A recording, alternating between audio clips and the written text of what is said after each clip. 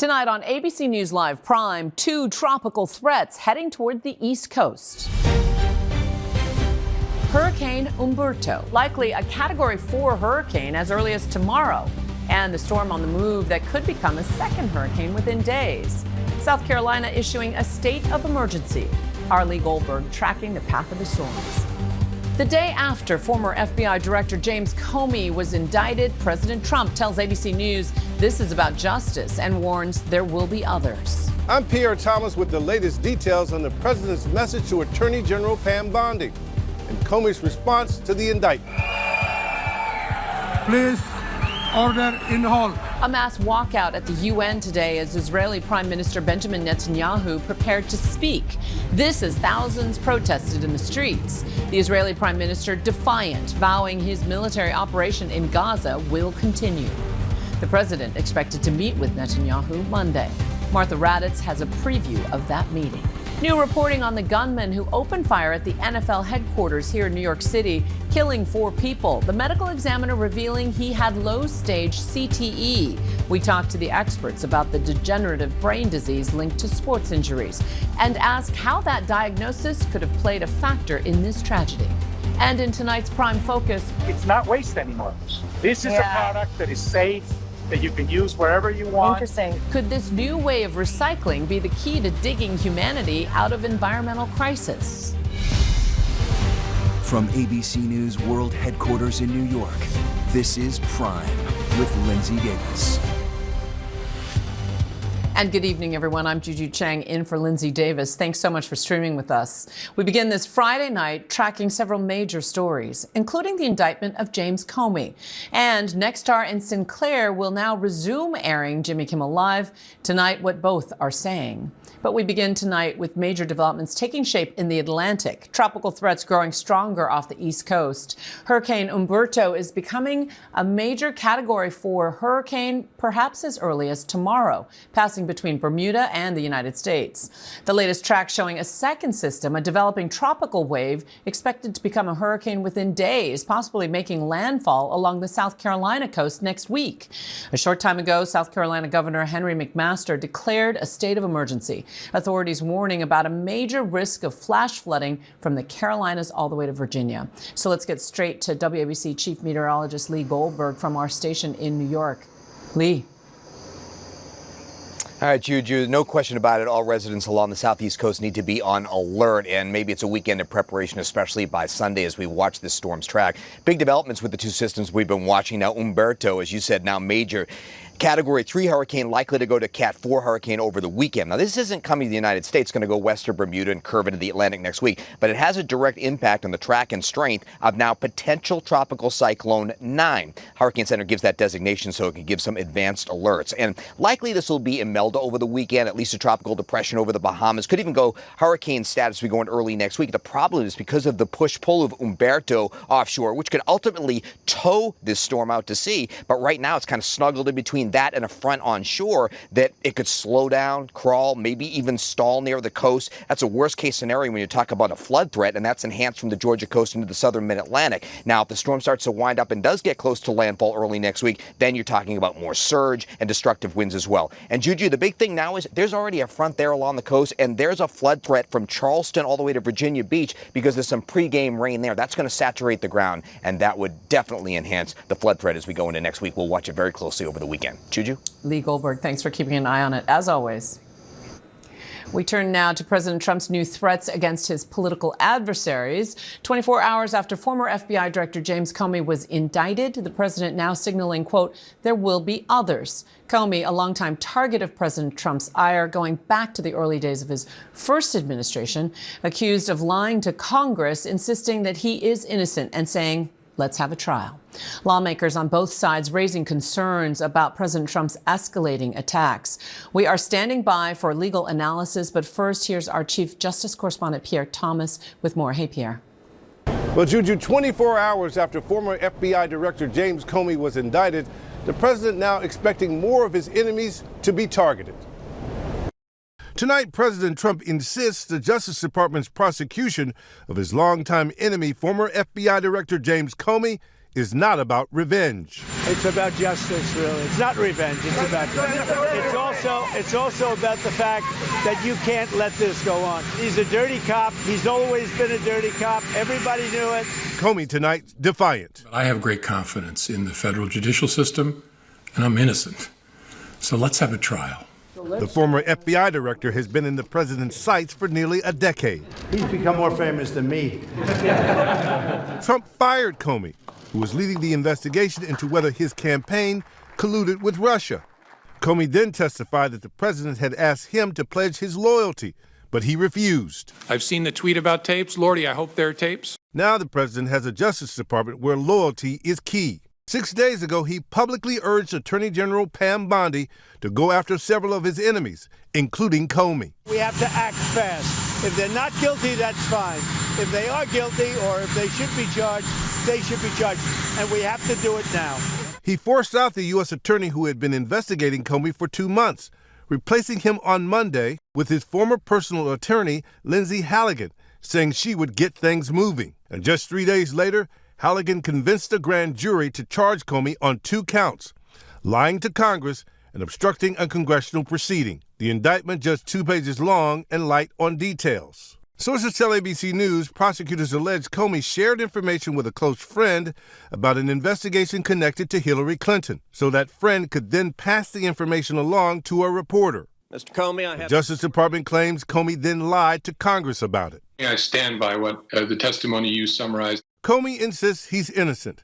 Tonight, CNN releasing part of an interview Comey recorded months before he was indicted, reflecting on his relationship with the president. I often joke I'm the relationship that Trump can't get over, wakes up in the middle of the night thinking about me and how I'm living my best life. I think it has some combination of I really have had a happy, productive life since then, and that I spoke out about him, and that despite their absolute best efforts, they were never able to get me. And Pierre Thomas joins us now from Washington. Now, Pierre, what are the next steps in other cases moving forward? Juju, the president today indicating there are more indictments to come, telling reporters, I think there will be others. Among the potential targets he's already named, New York Attorney General Letitia James and billionaire Democratic donor George Soros. So more to come, Juju. Pierre, we know you'll stay on top of it. Thank you. And for more now, we are joined by ABC News legal analyst James Sample. Thanks so much for joining us, James. Break down for us this indictment. What's in it? What's not in it? There are 2 counts in this indictment, and if you blink, you might miss it, because this is not what's known as a speaking indictment. It doesn't offer basically any details, but there are 2 charges. There's a charge of making a knowingly false statement that was material. That's essentially perjury, lying to Congress, we assume, and there's an obstruction of justice charge.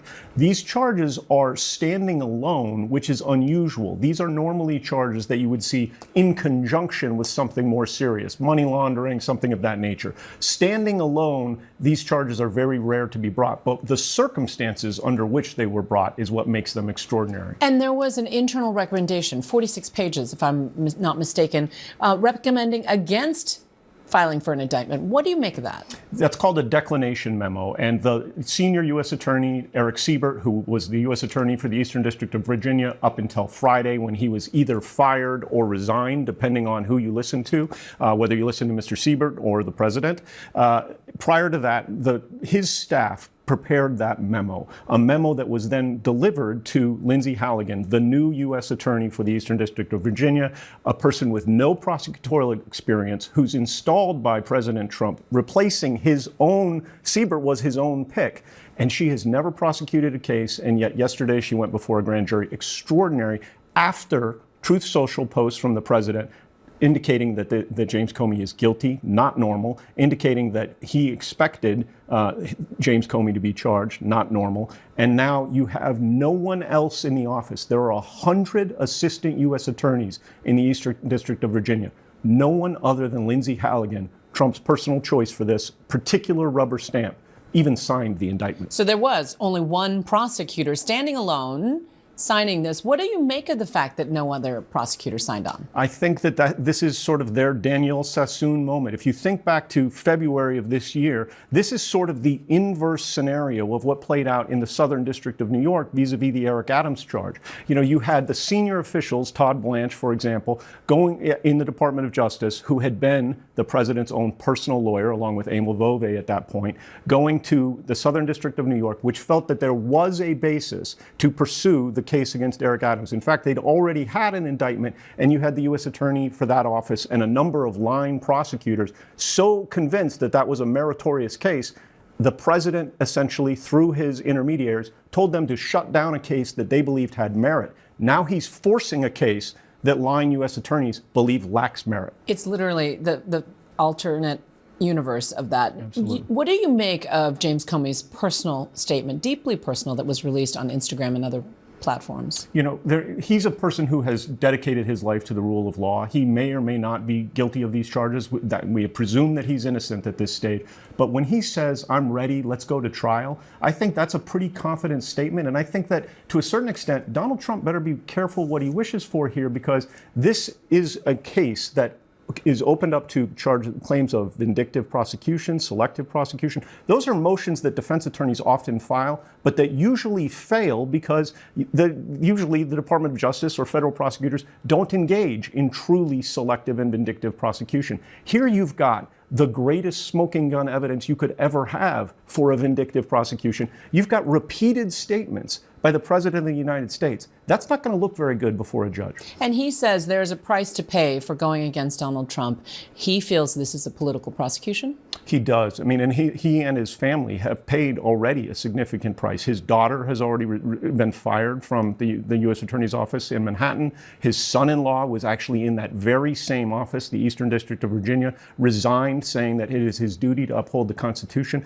essentially a conscientious resignation. And yet, take a step back for me. What does this mean for the rule of law and for democracy? These are subjects that you study. Yeah, this is the Saturday Night Massacre in the Nixon administration. This is the post-Watergate norms that were established in the aftermath of what Richard Nixon tried to do with Archibald Cox, and then on down the list. This is that moment. The president is not able, historically, to use the Department of Justice as his own personal vendetta litigation arm. So the Department of Justice represents the rule of law, the United States of America, and the Constitution. It is not, as Louis XIV would say, l'état c'est moi. It is not a scenario where the state is me. That seems to be the way President Trump is approaching things. It's important to be a student of history in this era. Thank you so much, James Sample, for joining us. Appreciate it. Well, it was a dramatic scene here in New York City today. Just as Israel's Prime Minister Benjamin Netanyahu was ready to speak at the United Nations, dozens of delegates and diplomats stood up and walked out. Tonight, Netanyahu vowing to, quote, finish the job in Gaza. Netanyahu's speech even played on loudspeakers near the Gaza border. For more, here's Chief Global Affairs Correspondent Martha Raddatz. Outside the UN today, thousands protesting Israeli Prime Minister Benjamin Netanyahu's war in Gaza. Please, order in the hall. And inside the UN, a mass walkout as Netanyahu approached the podium. But the Israeli Prime Minister defiant, vowing his military operation in Gaza will continue. The final remnants of Hamas are holed up in Gaza City. They vow to repeat the atrocities of October 7th. That is why Israel must finish the job. Netanyahu flatly rejected the idea of a two-state solution and condemned the countries now recognizing Palestinian statehood. Your disgraceful decision will encourage terrorism against Jews and against innocent people everywhere. It will be a mark of shame on all of you. President Trump's administration. The Prime Minister had his speech broadcast through loudspeakers into Gaza to directly address the hostages still held by Hamas. The people of Israel are with you. But the families of the hostages blasting the speech, calling Netanyahu's words hollow. President Trump, who is expected to meet with Netanyahu on Monday, is now teasing a possible breakthrough. It's going to be a deal it's going to be peace. I think we have a deal. And Martha Raddatz joins us now. Martha, we know hundreds of senior U.S. military officers from around the globe, including from global hotspots, are going to be making their way to Quantico to meet with Defense Secretary Hegseth. What more are you learning about this unusual gathering? Well, Juju, we've learned that the meeting on Tuesday will essentially be Secretary Hegseth talking about restoring what he calls the warrior ethos. But one official telling ABC the 30 to 60-minute presentation will be costly, given the travel and lodging for hundreds of senior officers coming from all around the world. Juju? Martha Raddatz, thank you. We turn now to the potential government shutdown just 5 days away. The White House threatening mass firings of federal workers. Democrats say they're fighting to reverse Medicaid cuts and to keep health insurance premiums for millions from going up. But President Trump refusing to meet with top congressional Democrats. Senior political correspondent Rachel Scott joins us now with more. Rachel? Hey, Juju. The president spent most of the day not here in Washington, but in New York at a golf tournament. As this government shutdown inches closer, it is now just 5 days away, and Democrats and Republicans still at odds. Tonight, President Trump refusing to meet with Democrats to prevent a government shutdown now looming just 5 days away. If it has to shut down, it'll have to shut down. Democrats say they're trying to protect Medicaid and prevent health insurance premiums from going up for millions. But Republicans won't budge. The White House instead threatening mass layoffs of federal workers. In past shutdowns, workers were furloughed and returned to their jobs when the government reopened. But now the administration is directing agencies to consider firing employees from programs that are not consistent with the president's priorities. Democrats call that intimidation, insisting they won't back off their demands, that Republicans reverse Medicaid cuts and extend expiring Obamacare subsidies so health insurance premiums don't rise for some 20 million Americans. Tonight, House Democratic leader Hakeem Jeffries knocking Trump for spending the day at a golf tournament after refusing to meet with Democrats at the White House. He doesn't have the time to meet with Democratic leaders to fund the government and address the Republican health care crisis. But Donald Trump, right now, as we speak, is at a golf event. It's outrageous. And Rachel Scott joins us now from the White House. Rachel, there's still some time before the clock runs out. And looking into your crystal ball, any chance the president will change his mind and meet with Democratic leaders? Yeah, Juju, sometime, but not a whole lot, because we are just 5 days away from this government shutdown. Lawmakers return back to Washington next week, and then it is really crunch time. I mean, the president set up this meeting with congressional Democrats, then he canceled it. As of right now, he is showing no signs of getting in a room with congressional Democrats and really trying to sort this out. And Democrats are showing no signs of backing off of their demands. So right now, this is a stalemate.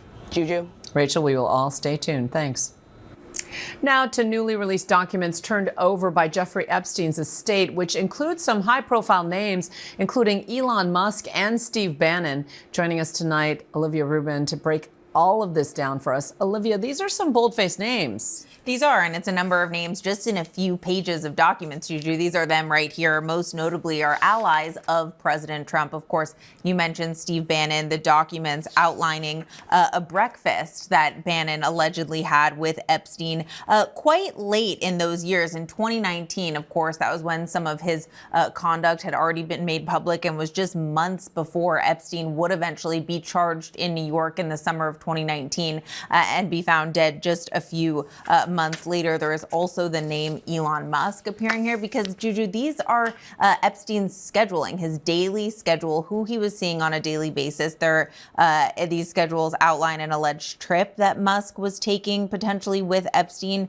It reads, reminder, Elon Musk to Island, December 6th. Is this still happening? That's in December of 2014. So it does appear that Musk had a trip planned here with Epstein, though there's no evidence about whether or not that went forward. That's particularly striking because of how Musk has reacted about the Epstein documents in recent months. Of course, he left the government working with President Trump. They had a bit of a public blowout, and he posted on social media claiming that it would be President Trump who who was in the Epstein files. He said that President Trump was orchestrating a cover-up of the files, and now here he is in the documents, which is quite notable. It is important to point out, though, though we are seeing Bannon in here, we're seeing Elon Musk here. There's a reference to Gates in here, which has been well known about their relationship. Same with Bannon. It's well known that the two had a relationship. And this guilt by association, though, doesn't necessarily mean anything. Exactly. That's what I was just about to say. Just because you knew Jeffrey Epstein does not mean you are implicated in any sort of criminal conduct. Epstein knew dozens, hundreds of prominent people, but that's what Democrats are saying with releasing these records, that every single one shows who he was with. Olivia Rubin, thank you so much. And we know there'll be more to come. Many. We're going to turn now to the disturbing video showing an ICE agent shoving a mother against a wall, sending her falling to the floor. Her husband had been detained just moments earlier, all with their children watching. A warning, the video is upsetting. Here's ABC's Stephanie Ramos. Tonight, this federal immigration agent seen pushing a woman, now relieved of duty. Video shows the woman pleading as masked ICE agents detain her husband yesterday in New York. Just grab her, pull her away. The officers blocking the hallway, preventing her from running toward her husband, then carrying her into a room. Adios. Adios. The agent later heard saying adios before shoving the woman against the wall, causing them both to fall to the floor, then hovering over her as her crying children rushed to her side. The mother taken to the hospital for treatment. Officials saying the family was at the courthouse for a routine asylum hearing. The kids were in my office. It is just crushing to have seen them speak to their father, who called from immigration detention, and to have the young boy, he didn't know where his dad was. It's just sort of unspeakable, the terror and the fear that they and so many others are feeling because of this militarized ICE department. And tonight, the Department of Homeland Security calling the agent's conduct unacceptable and beneath the men and women of ICE. Juju, DHS says that ICE agent has been relieved of current duties as they conduct a full investigation. Congressman Goldman has asked the DOJ to review the officer for possible criminal charges. Juju. Black liberation activist Assata Shakur has died in Cuba. She was granted political asylum after escaping prison in 1979 and remained on the FBI's most wanted list for the last 45 years. She was serving a life sentence for killing a New Jersey state trooper back in 1973 when she escaped. For decades, she insisted she didn't shoot anyone. Born Joanne Chesimard, Cuban officials say she died in Havana due to various health conditions and her advanced age. Assata Shakur was 78 years old. Tonight, ABC has learned the gunman who stormed the NFL headquarters here in New York had CTE, according to the medical examiner. Here's ABC's chief investigative correspondent, Aaron Katursky. The gunman who opened fire at the NFL's New York City headquarters, killing 4 people, including a police officer, claimed he had a traumatic brain injury from football, urging scientists to study his brain. And tonight, investigators confirm he did have CTE. Shane Tamura drove cross-country from Las Vegas and used an assault-style rifle in the July rampage at 345 Park Avenue before he shot and killed himself. Police say they found this note in Tamura's pocket, blaming the NFL for concealing the dangers to players' brains to maximize profits. He also wrote, "Study my brain, please. I'm sorry." Tonight, the New York City medical examiner says a study of Tamura's brain found unambiguous diagnostic evidence of chronic traumatic encephalopathy, also known as CTE, but stopped short of saying what role, if any, it played in the shooting.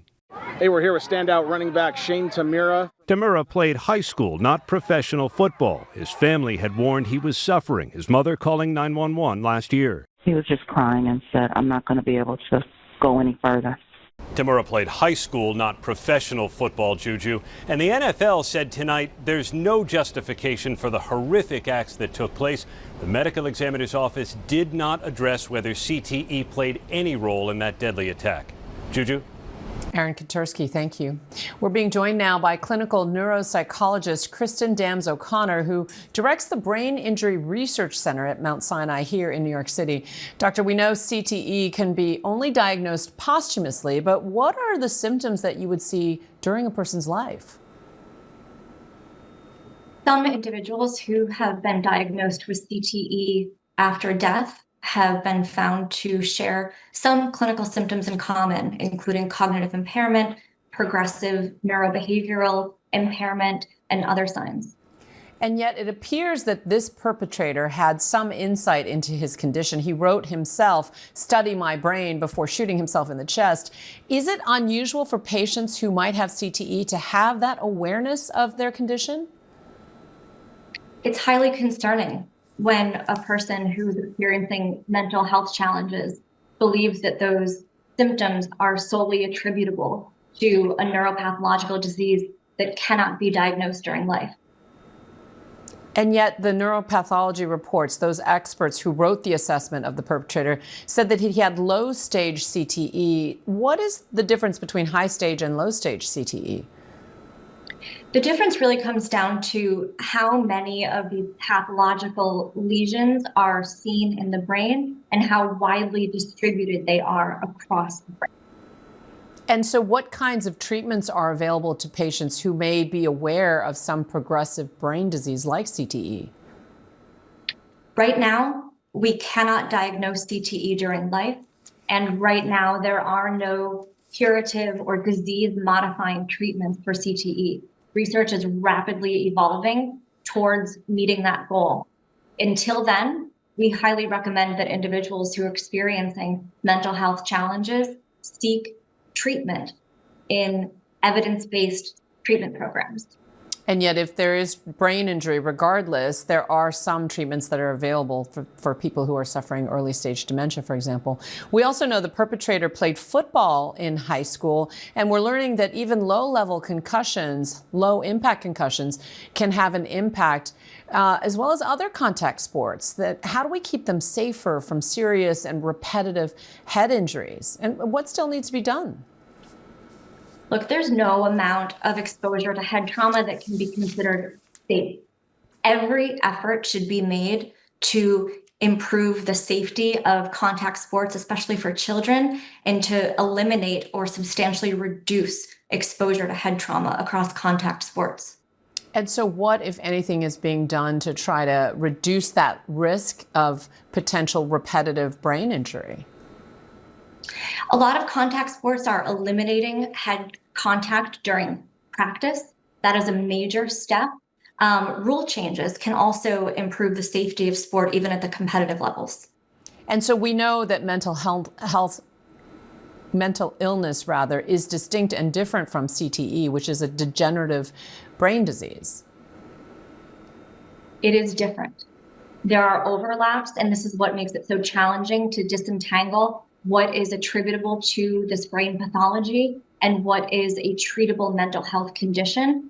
And because of that, the most prudent action for anyone who's experiencing symptoms like this is to seek treatment. And there are high-profile examples of people who posthumously are diagnosed with CTE, whether it's Aaron Hernandez or others, that they tend to become angry or violent. Is that often the case with people with CTE?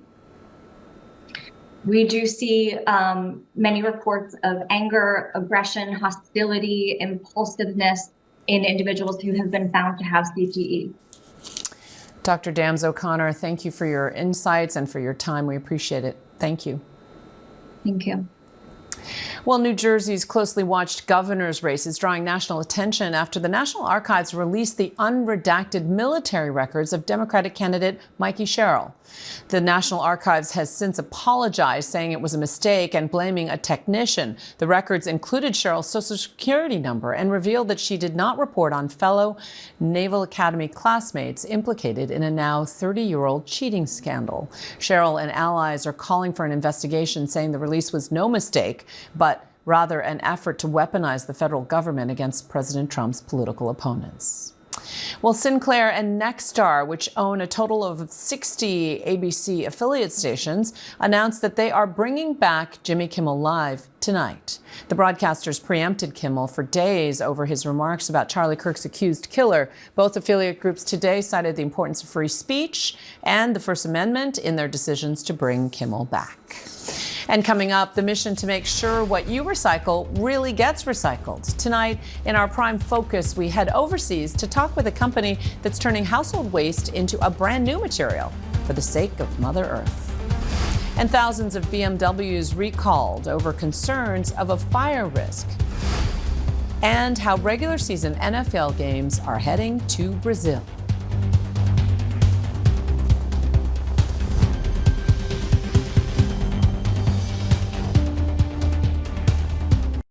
Next tonight, to the recycling revolution. A company based overseas has a solution to make sure what we recycle actually gets recycled. And it's already being used by some big companies. In tonight's Prime Focus, our Maggie Ruley reports from the Netherlands.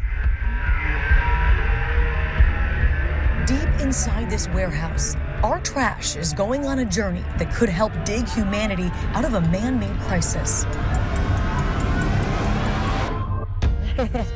This is pure trash. This is food, dirty diapers, some plastics, paper, whatever you can imagine. 80% organic between paper and food, and about 20% plastic. At a facility in the Netherlands, UBQ Materials is transforming this waste into a brand new material that can be used to make a wide range of products from flower pots to car parts. Their tech could help solve the world's recycling problem. Right now, the world is making 460 million metric tons of plastic every year, and only about 9% of it has ever been recycled, according to the UN Environment Program. They just sent us, again, the garbage of the garbage. That's what we get. Taking trash and turning it into treasure.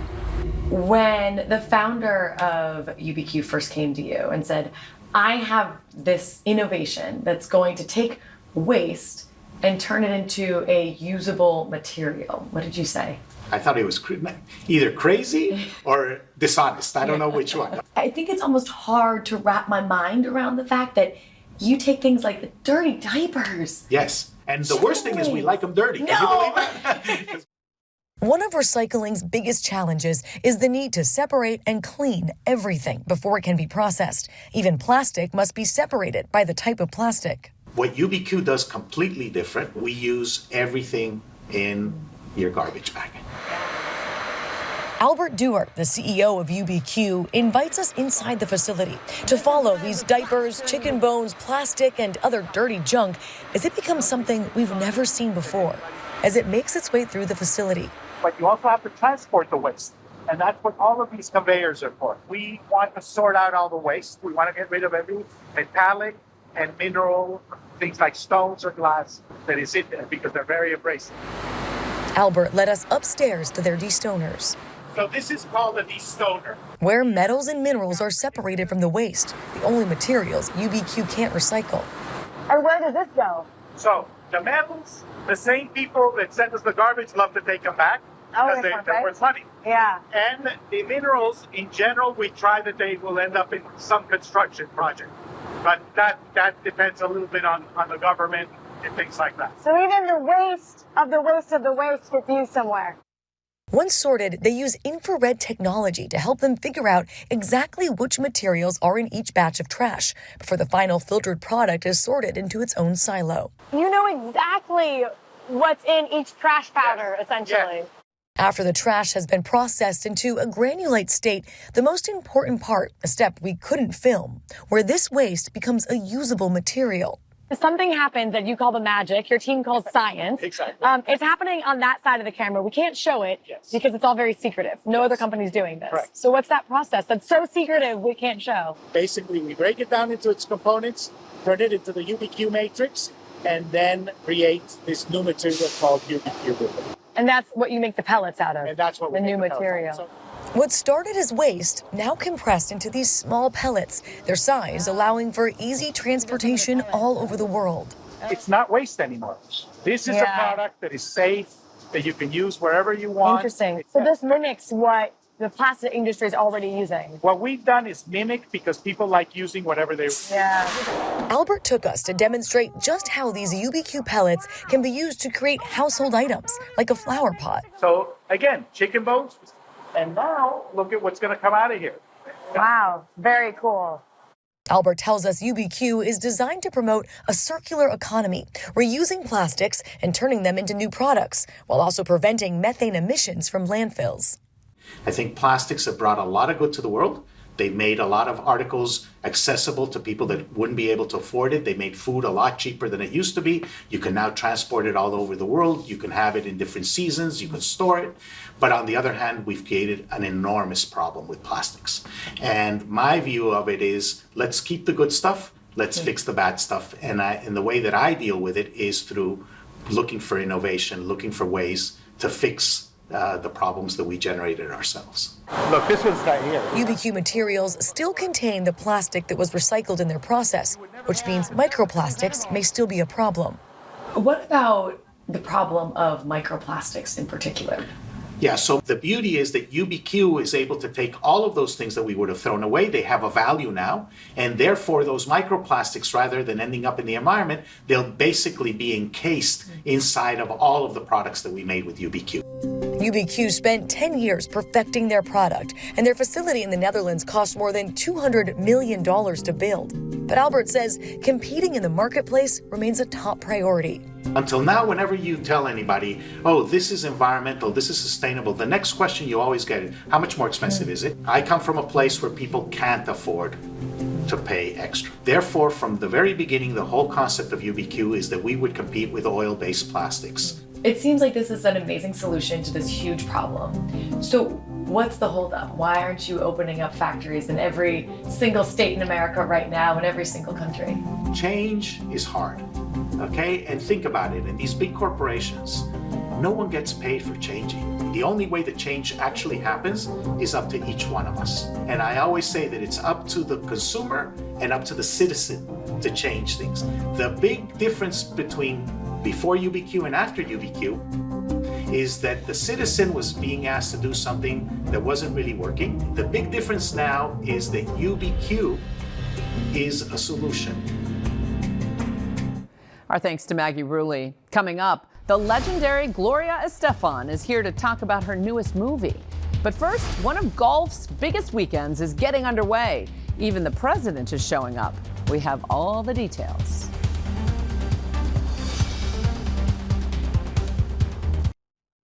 President Trump got a warm welcome as he helped kick off Ryder Cup weekend, one of golf's biggest tournaments, happening every 2 years, alternating courses between the U.S. and Europe. This year, it's taking place right here in New York at Bethpage Black in Farmingdale, about 90 minutes outside of Manhattan. Wednesday marked the Celebrity All-Star Match, featuring players like our own Michael Strahan, along with SNL's Colin Jost, football legend Eli Manning, and actress Catherine Zeta-Jones. Today was opening day, but fans waiting to get in were seen scrambling before sunrise when a power line exploded, sending sparks and a flash of white light right outside the gates on Long Island. Luckily, nobody was hurt. So with the real competition getting underway today with the professionals taking the course, let's take a look at what to expect by the numbers. Every 2 years, 24 of the best players from Europe and the United States go head-to-head in match play competition. So far, Team USA has 12 more Ryder Cup wins than Europe since the game started in the 1920s. There's no prize money, but each of the 12 golfers on Team USA receives $500,000 for competing, with $300,000 going to charity. 12 is the most all-time Ryder Cup appearances by any player, an honor held by Phil Mickelson. 16, the total number of career Ryder Cup points won by Rory McIlroy, the most of any player in this year's event. Scottie Scheffler has accumulated 19 PGA Tour wins since his first Ryder Cup in 2021.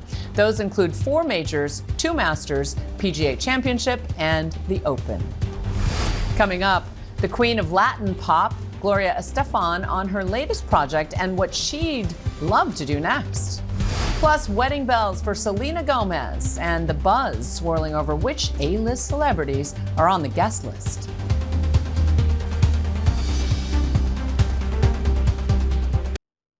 BMW recalls thousands of cars over a fire risk. NFL games are heading to Brazil, and the star-studded Jingle Ball lineup unveiled. These stories and much more on tonight's Rundown.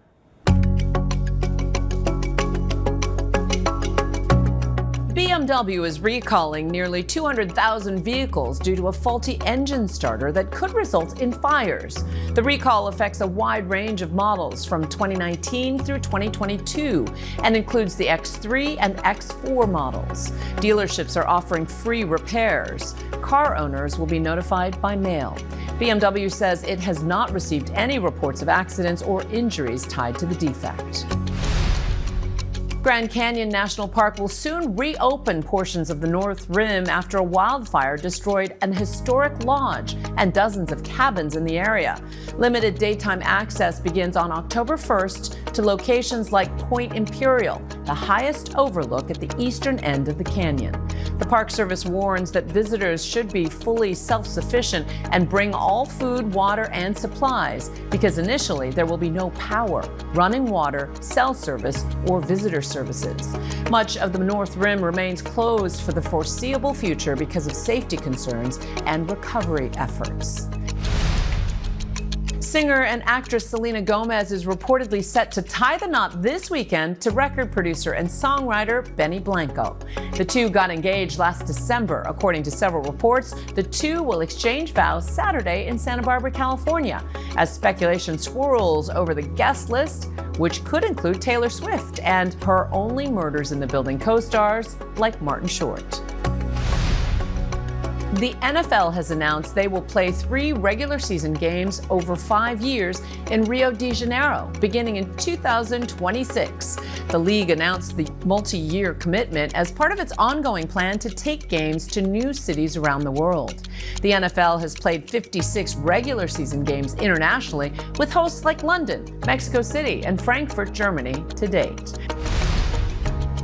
The skateboard that Tony Hawk used to make history in 1999 has sold for a record-breaking $1.15 million. The board, called the Birdhouse Falcon 2, was used by Hawk to land the first ever 900 trick. It's a 2.5-turn trick few skateboarders dare to try. A portion of the proceeds from the auction will benefit the Skate Park Project, Hawk's nonprofit foundation that helps build skate parks. And iHeartRadio has announced a star-studded lineup for this year's Jingle Ball, a 10-city tour kicking off in December. Performers include Ed Sheeran, Jelly Roll, Jesse Murph, and Big X The Plug. The Jingle Ball concert was first introduced in 1996 at Madison Square Garden by New York radio station Z100 and has since become a multi-city tour and an annual tradition.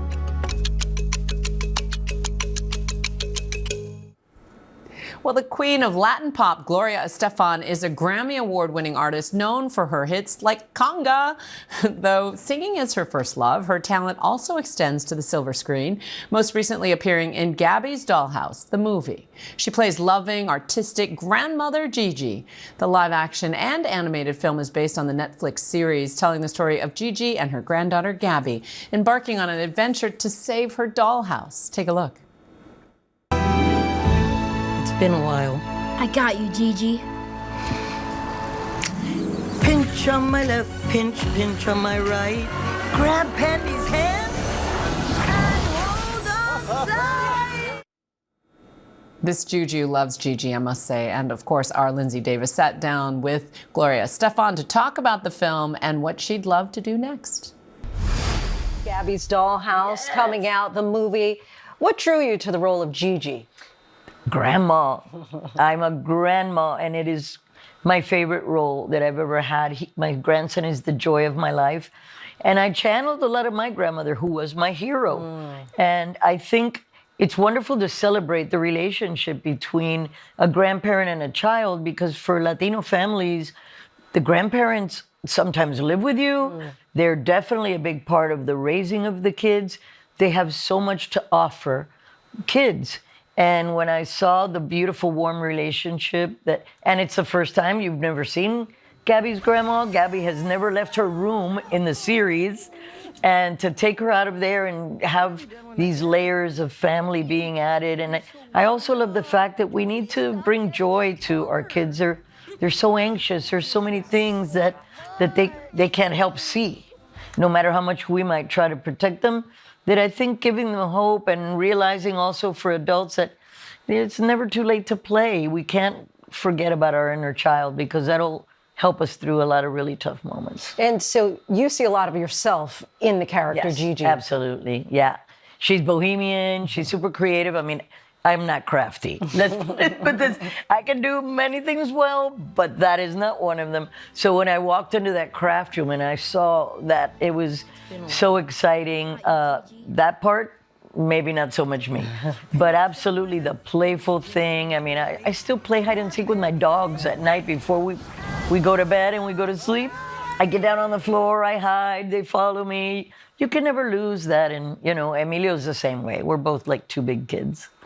And that is a main message really in the movie, not to let go of those childhood dreams and those things that make you happy as you get older. Do you have to be intentional? Do you find yourself being intentional to hold on to your inner magic and youth? Somehow no, because that is a part of who I am, and we're super silly. I mean, as a family, we will take things to extremes just to make each other laugh. We scare each other. Emilio constantly makes me laugh every day. But sometimes in the world that we live in and with all the difficulties, you have to choose lightness, you have to choose humor, you have to choose just playing. And I think our spirits are ageless. You know, while we're in physical form, yeah, you have a beginning and an ending, but that spirit inside of us has no age as far as I'm concerned, and you can't lose that magic, you know, that hope that kids have, that anything can happen, and that's an important thing to keep alive. You're so accomplished. You've achieved so much. Of course, this is not your first rodeo with musicals. Tony-nominated play that you did, On Your Feet. Is there a road that you haven't taken? Is there something that you still strive for or would love to do? Oh my gosh, it's never like, how could I ask for more? But if there's, I'd love to direct. Like people, I love to be on I directed both my videos for this album. I created them and thought up the story and did the whole thing. I like to be on that side of the camera. So if the opportunity comes about, I would love to do something like that. But honestly, just more vacation time with my family. I understand. Yeah, to be able to just have some fun. We took a 2-week vacation in Spain. I had a concert there. I'm going back now for another concert in Spain. But just spending time with my family, which is my happy place. Our thanks to Linsey and Gloria Estefan. Gabby's Dollhouse, the movie, is now out in theaters. That's our show for this hour. I'm Juju Chang. Stay tuned to ABC News Live for more context and analysis of the day's top stories. Thanks for streaming with us.